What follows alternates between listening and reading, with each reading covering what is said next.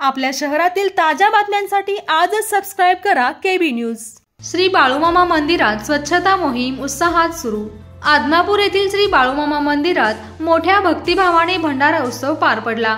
अमावस्या आणि गुढीपाडवा या शुभ पर्वामुळे मंदिरात भाविकांची मोठी गर्दी पाहायला मिळाली।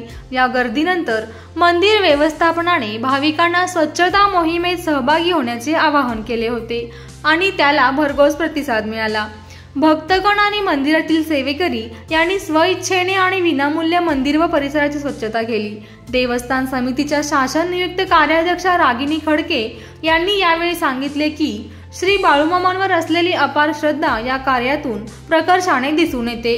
पूजा, नवस, कौल यापेक्षा निरीच्छ भावनेने सेवा केल्यास श्रींची कृपा निश्चित लाभते अशी श्रद्धा येथे दृढ आहे। या मोहिमेस समिती अध्यक्ष धैर्यशील राजे भोसले, सचिव संदीप मगदूम, सरपंच विजय गुरव यांच्यासह अनेक भक्त सहभागी झाले होते।